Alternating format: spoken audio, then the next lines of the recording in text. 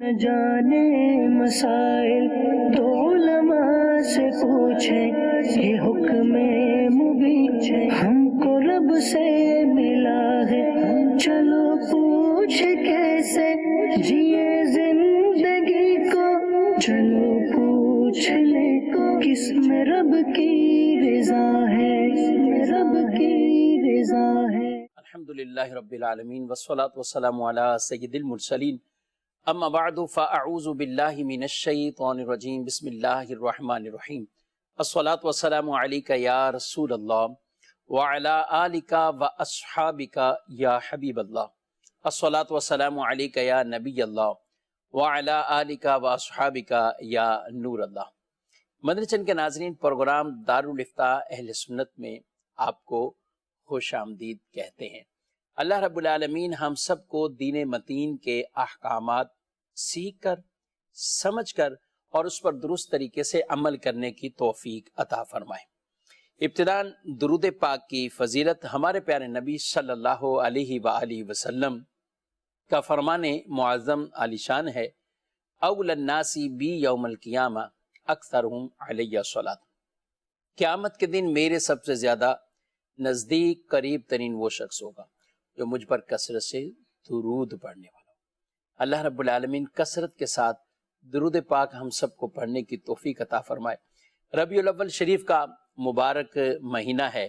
ربیع النور شریف میں بطور خاص ایک مخصوص تعداد میں اپنا ہدف بنا کر کہ کثرت کے ساتھ درود پاک پڑھنا ہے، اور اس میں بھی میں مشورتاً یہی عرض کروں گا کہ عام معمولات سے قدر زیادہ اور ایک وقت طے کر کے متعین کر کے آپ اس میں درود پاک پڑھیں گے تو انشاءاللہ آپ کو بہت اس کی برکتیں نصیب ہوگی۔ اللہ مجھے آپ کو عمل کی توفیق عطا فرمائے۔ صلو علی الحبیب صلی اللہ تعالی علی محمد صلی اللہ علیہ وآلہ وسلم، صلاۃ و سلام علیک یا سیدی یا رسول اللہ وعلی آلک واصحابک یا سیدی یا حبیب اللہ۔ ہم اپنے سوالات کی طرف بڑھتے ہیں، اور آج کے ہمارے مہمان ہیں قبلہ مفتی جمیل صاحب، آپ کو خوش آمدید کہتے ہیں۔ مزاج گرامی کیسے ہیں؟ بہتر ہے۔ ربیع الاول شریف کا مہینہ شروع ہوتا ہے تو ظاہر اس کی ایک تیاریاں کرتے ہیں، بڑے عشاقان رسول ایک محبتوں کے ساتھ، عقیدتوں کے ساتھ، اور ایسی عقیدتیں جس کا اظہار بھی ہوتا ہے، وہ مکانات کی سجاوٹ ہو، چراغاں کی صورت ہو یا جھنڈے لہرانے کی صورت ہو، یہاں جہاں خوشی کے یہ انداز اپنائے جاتے ہیں، وہاں کچھ ایسے بھی افراد یا کچھ شیطانی وسوسے لوگ پھیلاتے ہیں سوشل میڈیا پہ یا دیگر SMS کے ذریعے سے، تو کچھ نہ کچھ یہ سوال تو لازمی آتا ہی آتا ہے کہ بھئی اس کی جگہ آپ غربا کی امداد کریں، یہ عمل کریں۔ کچھ اس کو یہ بھی کہہ دیتے ہیں کہ یہ اتنی لائٹیں یا چراغاں یہ اسراف میں داخل ہو گیا۔ تو آپ کیا کہتے ہیں اس طور پر کہ یہ چراغاں کرنا، لائٹیں کرنا یا یہ خرچ، کیا کسی طرح یہ کوئی اسراف کے زمرے میں آئے گا؟ بسم اللہ الرحمن الرحیم۔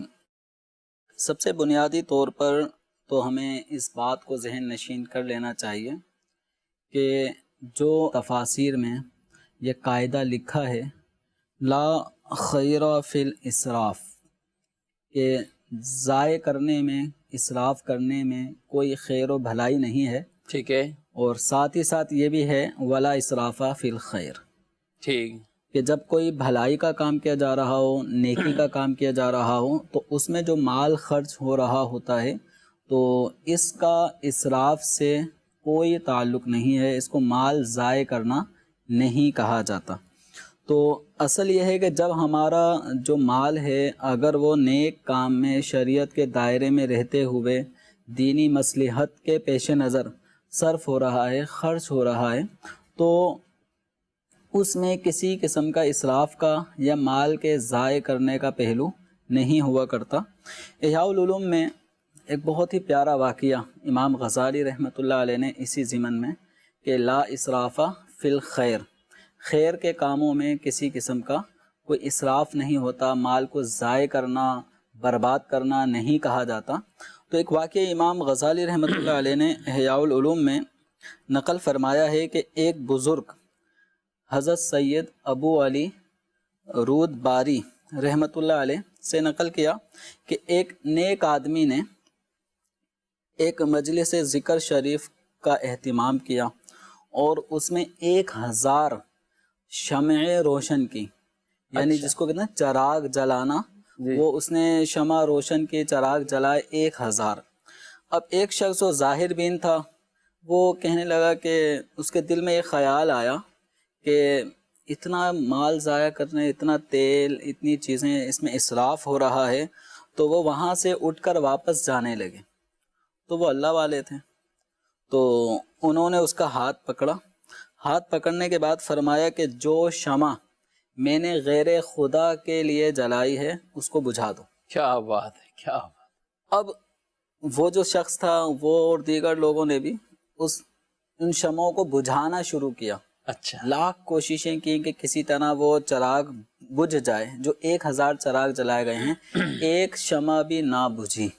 اچھا، تو یعنی یہ ایک مباہلہ کہ جو غیر خدا کے لیے اگر میں نے کیا ہے تو بجھا دو۔ اب چراغ بجھانے میں، دوسرے لفظوں میں یہ کہیں کہ موم بتی بجھانے میں کتنا ٹائم لگتا ہے یا کتنی محنت یا کوشش؟ پھونک مارتے ہیں، وہ آگ گل ہو جاتی ہے، ختم ہو جاتی ہے، لیکن چونکہ وہ اللہ کے لیے جلائی گئی تھی، ذکر خدا بندی، ذکر رسول، اس محفل کا اہتمام کے لیے ان کو روشن کیا گیا تھا، اور ان کی نیت صاف تھی کہ جب اللہ تبارک و تعالیٰ کے محبوب کا ذکر ہوتا ہے، ملائکہ اس مقام پہ آ جاتے ہیں، بڑی بابرکت موقع اور جگہ ہوتی ہے اور رحمتیں نازل ہو رہی ہیں، تو اس مقام کا ادب و احترام مزید بڑھانے کے لیے اگر چراغاں کیا جاتا ہے تو اس میں کسی قسم کا کوئی برائی کا یا اسراف یا مال کے ضیاع کا کوئی تعلق نہیں ہے۔ تو اب جو چیز اللہ تعالیٰ کے لیے، اس کی رضا کے حصول کے لیے کی جا رہی ہے، تو اس میں اگر کوئی مال خرچ ہوتا ہے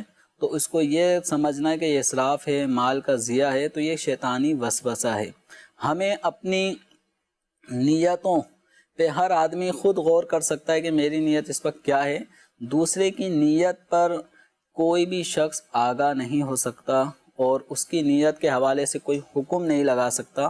تو ایک مسلمان نے اگر چراغاں کیا ہے اور پیارے آقا صلی اللہ تعالی علیہ وآلہ وسلم کی تشریف آوری کے وقت اس کی تعظیم، اس کی یاد میں اگر کوئی چراغاں کرتا ہے تو یہ اہتمام کرنا اس کا پیارے آقا صلی اللہ تعالی علیہ وسلم سے محبت کی ایک علامت ہے۔ ٹھیک ہے۔ اور ہم دیکھتے ہیں کہ ہمارے گھروں میں کسی بھی طرح خوشیوں کا کوئی موقع آتا ہے، شادی بیاہ کا موقع ہو، بچے کی سالگرہ کا موقع ہو، کوئی بھی ایسے مواقع، اس میں ہم دیکھتے ہیں کہ ہمارے یہاں کا انداز یہ ہے کہ لائٹنگ کر لی جاتی ہے۔ بچے کی شادی ہو رہی ہے، بچی کی شادی ہو رہی ہے، تو کچھ دن پہلے سے ہی اس گھر کے باہر چراغاں کی صورت بنائی جاتی ہے اور روشنیوں کا اہتمام کیا جاتا ہے۔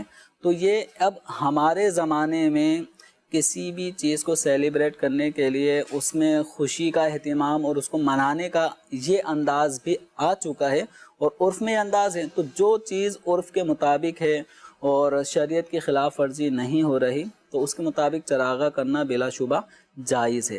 نبی کریم رؤوف الرحیم صلی اللہ تعالی علیہ وآلہ وسلم کی جب ولادت باسعادت ہوئی تو اس موقع پر حضرت ابو العاص کی والدہ بیان کرتی ہیں کہ سرکار دو عالم صلی اللہ تعالی علیہ وسلم کی ولادت کا وقت جب قریب آ گیا تو ستارے آسمان سے زمین کی طرف اتنے قریب آ گئے کہ ڈر لگنے لگا کہیں ہم پہ گر نہ جائیں۔ اللہ، تو یعنی اب ستارے کتنے چھوٹے چھوٹے دور دکھائی دیتے ہیں، تو ستارے بڑے یعنی قریب قریب آنے لگے اور ان کا ہجوم بڑا ظاہر ہونے لگا، تو ڈر تھا کہ کہیں ہم پہ گر نہ جائیں۔ کہ جب سرکار دو عالم صلی اللہ تعالی علیہ وآلہ وسلم کی ولادت باسعادت ہو گئی تو ایک نور ایسا ظاہر ہوا کہ جس نور کی وجہ سے ہم جس گھر میں تھے تو وہ کمرہ بھی روشن ہو گیا، اور اس طرح جہاں پر بھی نظر جاتی تھی وہ جگہ روشن ہو جاتی تھی، حتیٰ کہ حضرت سیدتنا آمنہ رضی اللہ تعالی عنہا سرکار دو عالم صلی اللہ علیہ وسلم کی والدہ ماجدہ، ان کا خود کا بیان ہے کہ جب سرکار کی ولادت ہو گئی تو اس کے بعد ایک نور ایسا ظاہر ہوا کہ جس سے حضرت سیدتنا آمنہ اپنے گھر سے شام کے محلات کو دیکھ رہی تھی. ہاں اب شام کتنی دور، ملک شام، جی وہ مکہ مکرمہ کہاں ہے، درمیان میں کتنا فاصلہ ہے. حضور جب تشریف لائے تو اتنا عالم نورانی ہو چکا تھا کہ شام کے محلات بھی مکہ مکرمہ سے نظر آئے. حضرت سیدتنا آمنہ رضی اللہ تعالیٰ عنہ نے دیکھا. تو اب اس سے ان روایات سے یہ معلوم ہوتا ہے کہ نبی کریم صلی اللہ تعالیٰ علیہ وسلم کی تشریف آوری کے وقت قدرت نے یوں ایک روشنی کا اہتمام فرمایا کہ جہاں نظر جاتی ہے وہاں نور ہی نور دکھائی دے رہا ہے. آسمان کے ستارے قریب زمین کی طرف آ جاتے ہیں تو گویا ایک چراغاں والی صورت ہے. جی. تو ہم یہ دیکھتے ہیں کہ ولادت رسول کا موقع وہ ایک چراغاں کی صورت تھی. ٹھیک ہے. تو اب نبی کریم صلی اللہ تعالیٰ علیہ وآلہ وسلم تو تشریف لا چکے. صحیح. حضور اکرم صلی اللہ تعالیٰ علیہ وآلہ وسلم ہر 12 ربیع الاول کو حضور کی ولادت کا تذکرہ ہوتا ہے. ٹھیک ہے. حضور کی ولادت کا تذکرہ ہوتا ہے. ولادت تو سرکار دو عالم صلی اللہ تعالیٰ علیہ وسلم کی ہو چکی ہے، اور کسی بھی معظم دینی کے دنیا میں تشریف لانے کا اگر معاملہ ہو تو یہ اللہ تبارک و تعالیٰ کی بہت بڑی نعمت ہے. تو اس دن کا ادب، احترام اور اس کی یاد اگر دیکھا جائے تو قرآن و سنت سے اللہ تبارک و تعالیٰ کی نعمتوں والے دنوں کو منانا اور ان کے تذکرے کرنا یہ قرآن و سنت سے ثابت ہے. تو چراغا بھی اگر کیا جاتا ہے تو کسی بھی مسلمان کی نیت پر ہم حکم نہیں لگا سکتے کہ یہ بلا وجہ اسراف کر رہا ہے یا دکھاوا کر رہا ہے یا یہ اپنا گھر بہت زیادہ اس نے روشن کر کے دوسرے کی لائٹنگ جو کم ہے تو اس پہ یہ فخر کر رہا ہے اور غرور کر رہا ہے. تو یہ حکم لگانا ہے کسی کے دل پر، اور کسی بھی مسلمان کے لیے اس بات کی اجازت نہیں ہے کہ وہ کسی دوسرے مسلمان کی نیت پر بدگمانی کرے. صحیح. یہ خود گناہ گار ہوگا. بالفرض اگر کسی کی نیت جیسی بھی تھی، صحیح، اس کی نیت کا معاملہ اس کے ساتھ ہے، لِكُلِّ امْرِئٍ مَّا نَوَىٰ، لیکن ہمیں حکم یہ ہے کہ مسلمانوں کے ساتھ حسن گمان رکھیں. تو یہ موقع ایسا ہے کہ نبی کریم صلی اللہ تعالیٰ علیہ وآلہ وسلم کی تشریف آوری سے نسبت رکھنے والا جو دن ہے 12 ربیع الاول، تو اس دن مسلمان الحمدللہ سرکار دو عالم صلی اللہ تعالیٰ علیہ وسلم کی دنیا میں تشریف آوری کا جو اللہ تعالیٰ کی طرف سے ہم پر احسان ہوا، اس احسان کو یاد کرتے ہیں، اور اس احسان کو یاد کرنے کے ساتھ ساتھ اپنی قسمت پہ گویا یعنی پھول رہے ہوتے ہیں کہ اللہ تعالیٰ نے ہمیں کتنے پیارے نبی جو تمام نبیوں کے سردار ہیں ان کی امت میں پیدا فرمایا، ان کی امت ہونے کا شرف عطا فرمایا. خود قرآن پاک میں اللہ تعالیٰ ارشاد فرماتا ہے لقد من اللہ علی المؤمنین اذ بعث فیہم رسولا من انفسہم. اللہ تعالیٰ کا احسان ہوا بے شک مومنین پر کہ اللہ تعالیٰ نے انہی میں سے ایک رسول ان میں مبعوث فرمایا. تو اللہ تبارک و تعالیٰ جب حضور کی تشریف آوری کو، حضور کے بھیجے جانے کو احسان فرما رہا ہے اور اس کو جتلا رہا ہے تو الحمدللہ ہم مسلمان ہیں اور اللہ تبارک و تعالیٰ کی نعمتوں کی ناشکری نہیں کرتے. ہم اللہ تبارک و تعالیٰ کی نعمتوں کو تسلیم کرتے ہیں، اور سب سے بڑی نعمت حضور اکرم صلی اللہ تعالیٰ علیہ وسلم کی ذات ہے. تو الحمدللہ چراغا کریں، اپنے گھر کو روشن کریں، اپنے در و دیوار کو روشن کریں، گلی محلوں کو روشن کریں، لیکن ساتھ ہی ساتھ سرکار دو عالم صلی اللہ علیہ وسلم کی سنتوں کے انوار سے اپنے کردار کو بھی روشن کریں، اپنے سینوں کو بھی روشن کریں، اور عشق رسول کی شمع اپنے دل میں جلا لیں. انشاءاللہ تنہائی میں بھی ہوں گے تو محفل جمی رہے گی. ماشاءاللہ ماشاءاللہ، بہت ہی خوبصورت انداز میں یہ ہمیں جو چراغا کرنا اور اس انداز سے اس نعمت کا چرچا کرنا یہ بیان فرمایا گیا ہے. اور رب عز و جل قرآن میں بھی فرماتا ہے قُلْ بِفَضْلِ اللَّهِ وَبِرَحْمَتِهِ فَبِذَلِكَ فَلْيَفْرَحُوا هُوَ خَيْرٌ مِّمَّا يَجْمَعُونَ. اے محبوب آپ فرما دو کہ اللہ کے فضل اور اس کی رحمت پر چاہیے کہ وہ خوشی کرے، اور یہ اس سے بہتر ہے جو وہ جمع کرتے ہیں. یعنی اس میں خرچ کرنا بھی جمیل صاحب کہ جو اللہ کی راہ میں اس انداز سے میلاد شریف کی خوشی میں جو خرچ بھی کرتا ہے اس طور پر، اس نعمت کے چرچا کرنے کے طور پر، تو یہ بھی خرچ کرنا بھی اس کے لیے ثواب کا کام. یہ محبت رسول میں خرچ کر رہا ہے نا. ماشاءاللہ. سرکار دو عالم صلی اللہ تعالی علیہ وسلم کی بارگاہ میں ایصال ثواب کے نذرانے پیش کر رہا ہے. اگر یہ کسی مسلمان کو صدقہ دے رہا ہے، اس کی مدد کر رہا ہے، اسی طرح سرکار دو عالم صلی اللہ علیہ وسلم کے دنیا میں تشریف آوری پر خوش ہو رہا ہے. ٹھیک ہے. تو یہ الحمدللہ سرکار دو عالم صلی اللہ علیہ وسلم کا تشریف لانا، یہ تو ہم انسانیت کے لیے بڑا، اس میں اللہ تعالیٰ کا بہت بڑا احسان ہے کہ اگر حضور اکرم صلی اللہ تعالیٰ علیہ وسلم تشریف نہ لاتے تو معاملہ کہاں تھا. کفر و شرک کی کیسی آندھیاں چل رہی تھیں، گھر گھر میں بت پرستی، شرک، کفر یہ ہوتا چلا گیا تھا. تو نبی کریم صلی اللہ تعالیٰ علیہ وسلم کے تشریف لانے کا نتیجہ کیا ہوا کہ حضور اکرم صلی اللہ علیہ وسلم کا جو وصف ہے یعلمہم الکتاب والحکمہ، کہ حضور نے کتاب کی تعلیم دی، حکمت والی باتیں ارشاد فرمائیں. احادیث کی صورت میں وہ حکمت والی باتیں ہمارے سامنے ہیں. وَإِن كَانُوا مِن قَبْلُ لَفِي ضَلَالٍ مُبِينٍ. جی. جبکہ سرکار دو عالم صلی اللہ علیہ وسلم کے آنے سے پہلے کیا حالات تھے، اللہ تعالیٰ نے فرما دیا کہ یہ کھلی گمراہی میں تھے. کھلی گمراہی میں. سرکار دو عالم صلی اللہ علیہ وسلم اللہ تعالیٰ کا احسان ہیں، اللہ کی نعمت ہیں، اللہ کی رحمت ہیں، اس کا فضل ہیں. اور اس نعمت، اس فضل کا جتنا ہم چرچا کریں گے تو انشاءاللہ حضور اکرم صلی اللہ علیہ وسلم کی تو ہر آنے والی گھڑی ان کے لیے فضیلت کا باعث ہے. تو جو ان کا تذکرہ کرے گا، تذکرہ کرنے والے کی آخرت بہتر بنانے کا سبب بنے گا. ماشاءاللہ. اعلیٰ حضرت فرماتے ہیں نا، کثرت سے یاد کرنے کے حوالے سے، غیظ میں جل جائیں بے دینوں کے دل، یا رسول اللہ کی کثرت کیجیے. آقا صلی اللہ علیہ وسلم کو کثرت کے ساتھ یاد کریں. اور یہ جو انداز اپنائے جاتے ہیں یہ بھی ان کی یاد میں ہیں، ان کی محبتوں میں ہے. لیکن ساتھ مدنی چینل کے ناظرین، اس چیز کو بالکل ہمیں اپنے پلے سے باندھ لینا چاہیے اور سنجیدگی کے ساتھ جو بھی خوشی ہو، میلاد کی صورت ہو، جلوس میلاد کا انداز ہو، سب معاملات ہونے شریعت مطہرہ کے دائرہ کار کے مطابق چاہیے. ثواب کا وہ کام اور ثواب کا انداز ہی اختیار اس میں کرنا چاہیے. یعنی کریں ثواب والے کام یا نیکی والے کام، اور وہ بیچ میں کچھ ایسے گناہ کے عمل داخل کر لیں تو پھر بالکل بھی وہ ہرگز درست نہیں ہوگا.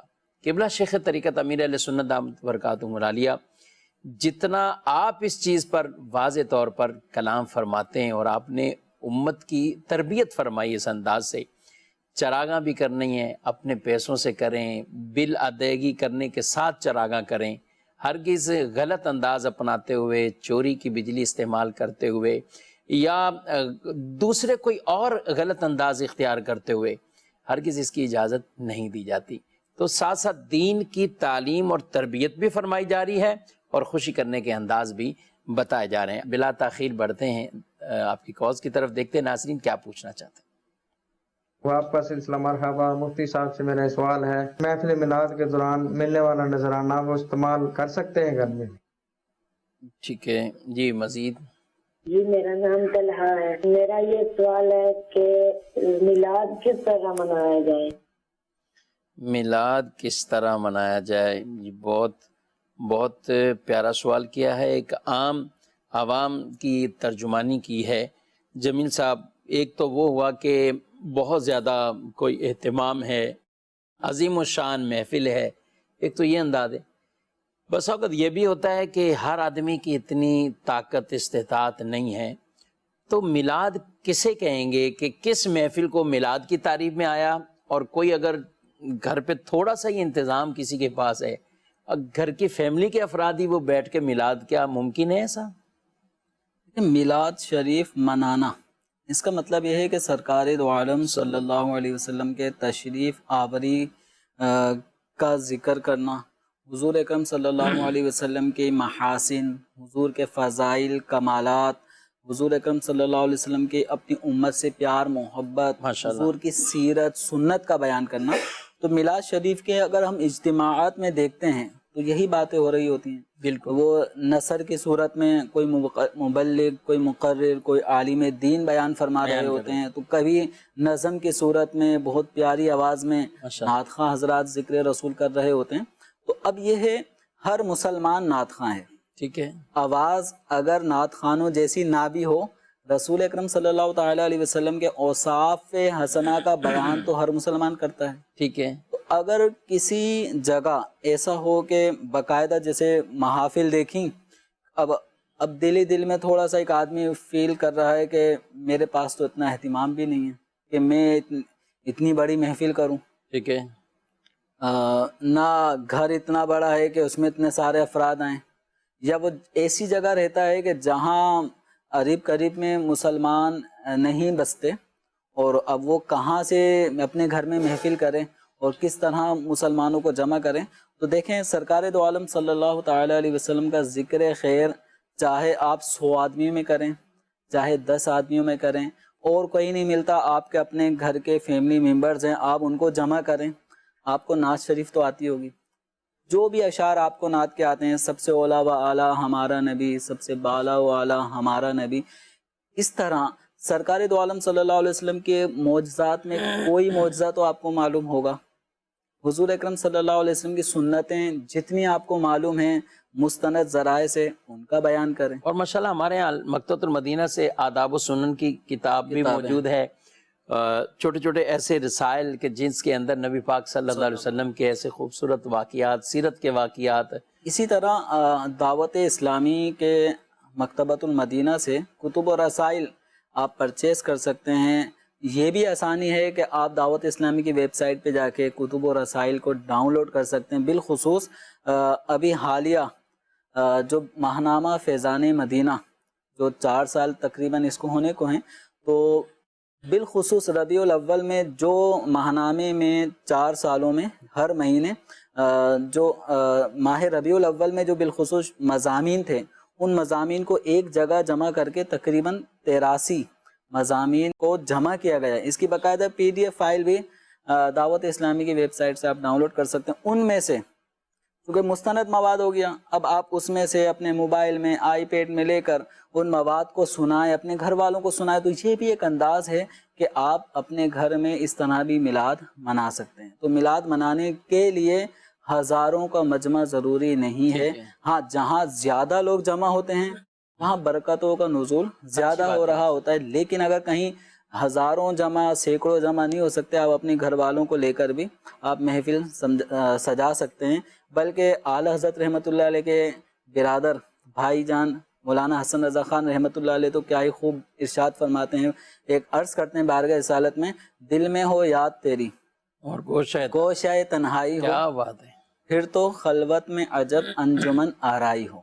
یعنی کبھی ایسا بھی ہو جاتا ہے لائف میں کہ کچھ نہیں ہے، بس یہ دیوانہ محبت رسول میں گم ہو جائے اور مدینے کا تصور میں گم ہو جائے، سرکار کی یاد اپنے دل میں بٹھا لے، تو کبھی کبھی یہ تنہائی ایک کسی بھی انجمن پہ بھاری ہوتی ہے. یعنی ہم سب لوگوں کے سامنے بیٹھ کے کر رہے ہیں، حضور کے تذکرے کر رہے ہیں، سن رہے ہیں، کبھی تنہائی کا وہ لمحہ جو ہے نا جس میں آپ کے اور یاد رسول کے درمیان کوئی چیز نہ ہو، وہ جو خصوصی انوار، تجلیات، جو کیفیت ہوتی ہے، وہ آدمی کے یوں سمجھیں کہ زندگی کے لمحات میں رشک والے لمحات ہوتے ہیں. اللہ تعالی ہم سب کو سرکار دو عالم صلی اللہ علیہ وسلم کی محبت میں جینا مرنا نصیب فرمائے. تو بہرحال میلاد شریف کے حوالے سے کیسے منانا چاہیے، شریعت کی حدود میں رہتے ہوئے اس کو منانا ہے، کوئی غیر شرعی کام نہیں کرنا. عمومی اعتبار سے مختلف مواقع پر جیسے جو ناجائز کام مختلف معاملات میں ہو رہے ہیں، کبھی کبھی اس طرح کے معاملات جلوس میلاد میں بھی دیکھنے کو ملتے ہیں. مثلا خواتین کہیں نہ کہیں سے اس جلوس میلاد میں آ جاتی ہیں، اب ان میں چہرہ کھول کر بالوں کو دوپٹہ نہ ہونے کی صورت میں، تو اختلاط نہ میلاد شریف کے جلوس میں جائز ہے مردوں عورتوں کا، نہ کسی اور گیدرنگ میں جائز ہے. تو اس لیے شرعی ضابطوں کو سامنے رکھنا ہے، شرعی قیودات کے مطابق منانا ہے. اور امیر اہل سنت دامت برکاتہم العالیہ کا جو رسالہ ہے صبح بہارا، تو اس کے اندر عید میلاد النبی منانے کے حوالے سے شرعی کیا کیا احکام اور کن کن چیزوں کا خیال رکھنا ہے اور کن کن چیزوں سے ہم نے بچنا ہے، تو الحمدللہ امیر اہل سنت دامت برکاتہم العالیہ نے اپنے اس رسالے میں تفصیلاً اس کو ذکر کیا ہے. تو یہ رسالہ ضرور بالضرور دعوت اسلامی کے مکتبۃ المدینہ سے حاصل فرمائیں. جی ٹھیک ہے، مزید سوالات؟ مفتی صاحب کی برگاہ میں سوال ہے کہ مسجد کا جو چندہ اکٹھا ہوتا ہے جمعہ والے دن جھولی لگتی ہے یا غلہ باکس کھولا جاتا ہے، تو اس میں سے کچھ ایسے نوٹ نکلتے ہیں جو کافی پھٹے پرانے ہوتے ہیں، جو شاپس وغیرہ والے بھی نہیں لیتے، تو ان کے بارے میں کیا حکم ہوگا، رہنمائی فرما دیں۔ اچھا بھائی، نوٹوں کا معاملہ ہے، اور اس سے پہلے بھی ایک تھا میلاد شریف کے لیے نذرانہ کا کچھ، اس کے اوپر بھی اختصاراً کچھ میلاد شریف کی محفل ہے، کوئی نعت پڑھ رہا ہے، طلب نہیں کرتا، ٹھیک ہے، اس کے سوز بھرے کلام کو سن کر عاشقان رسول جس طرح یہ ذوق پیدا کر رہا ہے، تو کسی کا یہ ذوق ہوتا ہے کہ میں اپنا مال راہ خدا میں خرچ کروں، اور نعت خواں حضرات کی بغیر طلب کیے وہ ان کو دے دیتا ہے، تو یہ نذرانہ اس کو کہا جاتا ہے۔ تو اس طرح نذرانہ جو بغیر طلب کیے مل رہا ہے، اور اس میں لالچ بھی نہ رکھے پڑھنے والا کہ میں اس لیے جا رہا ہوں کہ مجھے وہاں سے نوٹ ملیں گے، اور بغیر طلب یوں مل جاتے ہیں، تو اس کو لینے میں شرعاً کوئی حرج نہیں ہے۔ ٹھیک ہے، وہاں ایسا کوئی انڈرسٹوڈ والی کیفیت بھی نہیں ہے؟ بالکل، اکثر عموماً اس طرح بھی ہوتا ہے کہ محفل سجی ہوتی ہے، کوئی بھی نعت خواں گلی محلے کا آ کے نعت پڑھنے لگتا ہے، اور لوگ اس پہ نوٹ نچھاور کرنے لگتے ہیں، حالانکہ اس کا کوئی یہ طے نہیں تھا کہ میں پیسے لوں گا، صحیح، یعنی اجرت بھی نہیں لے رہا وہ نعت پڑھنے کی، تو اس طرح دینے لینے میں کوئی حرج نہیں۔ ٹھیک ہے، مسجد کا چندہ ہے، نوٹ کچھ ایسے ہی وہ سیدھا ڈال کے ہیں، یا اتنے ہیں کہ دکاندار بھی لینے کے لیے تیار نہیں ہے، کیا کہتے ہیں؟ یہ سوال ابھی سنا تو اور یہ بھی اس طرف ہونے لگا، ذہن جانے لگا، کیا کسی کی شادی کے موقع پہ ہم جاتے ہیں تو ہمیں اگر کوئی دعوت دیتا ہے، دعوت دینے کے بعد عمومی طور پہ ہمارے یہاں کا جنرل ماحول یہ ہے کہ ہم ایک لفافہ بناتے ہیں، شادی کا لفافہ، اس کے اندر 500 کا نوٹ، 1000 کا نوٹ، حسب توفیق کوئی 5000 کا نوٹ بھی ڈالتا ہوگا، تو اب جب یہ نوٹ ڈال رہے ہیں اور ساتھ میں نام بھی لکھا ہوتا ہے کہ فلاں کی طرف سے، تو بتائیے کیا آپ کے اس طرح کے شادی کے لفافوں میں ایسا نوٹ ہوگا کہ جو نوٹ صاحب خانہ کے پاس جانے کے بعد آپ کی نیک نامی کا باعث بنے؟ صحیح بات نہیں ہوگا، اس طرح کا کوئی نوٹ نہیں ہوگا کہ جس نوٹ میں یعنی پھٹا ہوا ہو، اس کے بالخصوص وہ نمبر غائب ہوں، یا نوٹ چلنے کے قابل نہ ہو، یا میلا کچیلا نوٹ ہو۔ بالکل، تو عمومی طور پہ جب ہم کسی کو لفافے میں نذرانے کے طور پہ یا شادی بیاہ کے موقع پہ ہم جب کسی کو لفافے میں دے رہے ہوتے ہیں، تو کوشش کرتے ہیں کہ ہم اپنے جیب کے نوٹوں میں سے اگر 100 کا نوٹ بھی دینا ہے تو وہ کڑک ہو، کسی طرح وہ اچھا اور عمدہ ہو۔ بلکہ شفیق بھائی یہ بھی فطری چیز ہے انسان کی کہ اگر کسی کے پاس 2-3 ہزار روپے ہوں، 150 500 کے نوٹ ہوں، تو اگر اس کو دودھ دہی بھی لینی ہے نا، تو وہ کڑک نوٹ اپنے پاس رکھے گا، یعنی جو نوٹ زیادہ اچھا ہوگا اس کو اپنے پاس رکھے گا، اور جو نوٹ زیادہ خراب ہوگا اس کو آگے چلا دے گا۔ تو اپنے لیے وہ کون سے نوٹ پسند کر رہا ہے؟ جو اچھا ہو، اچھی شکل و صورت والا ہو، تاکہ جیب میں نکالتے وقت بھی اچھا لگے۔ تو ہمیں اللہ تبارک و تعالیٰ کی راہ میں خرچ کرنا ہے، مسجد میں دینا، یہ گویا آپ اللہ تبارک و تعالیٰ کی راہ میں دے رہے ہیں۔ اب آپ کو شادی بیاہ کے کسی موقع پر دینا ہے تو وہاں آپ سمجھتے ہیں کہ یار ادھر ہماری عزت کا معاملہ ہے، ہمیں اچھا دینا چاہیے، تو اللہ تعالیٰ کی راہ میں خوش دلی سے دیں۔ جتنا زیادہ عمدہ اچھا مال دیں گے اللہ تبارک و تعالیٰ کی بارگاہ سے اتنا اجر و ثواب ملے گا۔ لن تنالوا البر حتى تنفقوا مما تحبون، تم ہرگز بھلائی کو نہیں پہنچ سکتے جب تک کہ تم ان چیزوں کو خرچ نہ کرو کہ جو تمہیں زیادہ محبوب۔ اللہ تبارک و تعالیٰ کی راہ میں جب خرچ کر رہے ہیں تو گلا سڑا نوٹ نہ ہو، کم از کم اتنا تو ہو کہ وہ 50 کا نوٹ 50 روپے کی مالیت تو رکھتا ہو۔ اب یہ نہ ہو کہ 50 روپے کا نوٹ تو دے دیا لیکن وہ 50 روپے کے نوٹ کی ویلیو 1 روپے کے برابر بھی نہیں ہے، کوئی بھی نہیں لے رہا، تو وہ گویا وہ مال ہی نہیں رہا کہ اب اس کی کوئی ویلیو ہی نہیں ہے، کوئی اس کو اپنی جیب میں رکھنا بھی پسند نہیں کرے گا۔ تو اس لیے اللہ تعالیٰ کی راہ میں دیں، خوش دلی سے دیں جو آپ دیں گے، بلکہ یوں سمجھیں کہ دینے والے کو چاہیے کہ آپ کا اللہ تعالیٰ کی راہ میں دینا یہ آپ کا اللہ تعالیٰ سے محبت کو بتا رہا ہے۔ ماشاءاللہ ماشاءاللہ، کہ آپ کو اللہ تعالیٰ سے کیسی محبت ہے، کتنی محبت ہے، اور کس طرح کا یہ انداز آپ کا یہ بتا رہا ہے۔ تو جس سے محبت ہوتی ہے ہم چاہتے ہیں کہ وہ ہم سے راضی ہو، اور اس کی پسند کا خیال رکھا جاتا ہے ماشاء تو اللہ تبارک و تعالیٰ کی راہ میں اچھا اور عمدہ مال دینا چاہیے. تو یہ کمیٹی اب کیا کرے؟ وہ جو نوٹ نکلے ہیں یہ جو مسئلہ تھا کیا اب کریں؟ دیکھیں اب اس میں کمیٹی کیا کر سکتی ہے. اب وہ نوٹ جمعے کا ایک تو وہ ہوتا ہے نا کہ بعض گلے ہوتے ہیں جس میں نوٹ پتہ نہیں کتنے مہینے پہلے کسی نے ڈالا تھا، بارش کی وجہ سے ضائع ہو گئے، ایسے بھی اسباب ہو جاتے ہیں. لیکن خاص کر جمعے میں جو چندہ ہو رہا ہے وہ تو اینی ٹائم چندہ ہوتا ہے اور اسی ٹائم نماز کے بعد پھر اس کو کاؤنٹنگ کرنے کے بعد محفوظ کر لیا جاتا ہے. تو اس موقع پہ اگر کسی نے ایسا نوٹ دیا ہے کہ جو چلنے کے قابل نہیں ہے تو کمیٹی پر یہ لازم نہیں ہے کہ اب وہ اپنے پلے سے اتنے نوٹ مسجد میں ڈالیں. ٹھیک ہے، یہ مسجد یہی کمیٹی پوچھنا پر ہوگا. لازم نہیں ہے. باقی اگر کوئی اہل کمیٹی عام طور افسوس تو ہوگا یار یہ مسجد کو اس آدمی نے 100 روپے تو دیے لیکن ایسے دیے چلنے کا قابل نہیں ہے، تو ہو سکتا ہے یہ کمی کوئی آدمی اپنی جیب سے پوری کر دے. ماشاءاللہ ماشاءاللہ. جی مزید سوالات کی طرف بڑھتے ہیں. میرا نام محمد فائق رضا تاری ہے. آپ کی بارگاہ میں سوال یہ کرنا چاہتا ہوں کہ اگر کسی نے اتنے سال ہو گئے اس نے نمازیں نہ پڑھی، اب اسے نمازیں پڑھنی ہیں، وہ پچھلی ساری نمازیں پڑھنی ہیں اور اسے یہ بھی معلوم نہیں ہے کہ اس نے کتنی نمازیں چھوڑی ہیں، تو وہ کیا کرے؟ کیا ساری نمازیں پڑھے یا اس کو کوئی فکرہ ادا کرنا پڑے گا؟ جواب ارشاد فرما دیجیے. ٹھیک ہے، مزید سوالات. مفتی صاحب سے میرا یہ سوال ہے کہ جمعے کی نماز کے بارے میں واضح کریں کہ جمعے کے دن اگر سنتیں اور جمعے کے 2 فرائض پڑھیں گے تو اس میں جمعے کی اگر نیت کریں گے تو پھر ظہر کی نماز کا کیا ہوگا؟ برائے مہربانی سوال کے. کافی لوگوں کو یہ کنفیوژن رہتی ہے، جمعے والے دن جمعے کی بھی نیت کے ساتھ ظہر کی بھی نیت. اچھا، کچھ کہتے ہیں نہیں وہ جمعے کی نماز ہے لیکن جو قبلیہ اور بعدیہ سنتیں ہیں نا اس میں ظہر کی نیت وہ کی جائے گی. تو جمعے کے دن جمعے کی نیت یا ظہر کو ملانا ہوگا ساتھ؟ جمعۃ المبارک کے دن جو افراد جمعہ پڑھنے کے لیے آتے ہیں جن پہ جمعہ فرض ہے تو جمعے کی نماز کی ہی وہ ساری کی ساری رکعتوں میں نیت کریں گے. ٹھیک. ظہر ان پر نہیں ہے. وہ جو چار سنتیں جو جمعے کے فرضوں سے پہلے پڑھی جائیں گی، 2 فرض جمعے کے بعد جو 4 سنتیں پڑھی جائیں گی، پھر 2 سنت 2 نفل، اس طرح یہ 14 رکعتیں بن جاتی ہیں.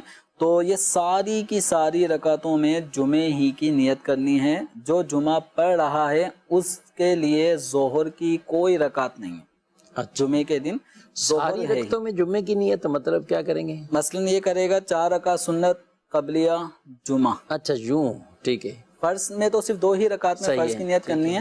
تو یعنی وہ ایسا نہیں ہے کہ 4 رکعت سنت میں ظہر کی نیت کرے، پھر جمعے کے 2 فرض میں جمعے کی کرے، پھر سنتوں میں ظہر کی کرے. تو ایسا نہیں ہے. بعض لوگ یہ سمجھتے ہیں کہ چونکہ 2 فرضوں کے علاوہ اگر ہم دیکھتے ہیں تو بقیہ رکعتیں وہ 12 ہیں تو وہ سمجھتے ہیں کہ یہ ظہر کی نماز ہے پلس 2 رکعت جمعہ. ایسا نہیں ہے. یہ پوری کی پوری رکعتیں تمام کی تمام نمازیں یہ جمعے ہی کی ہیں. تو اس میں ظہر کی کوئی نیت نہیں کرنی.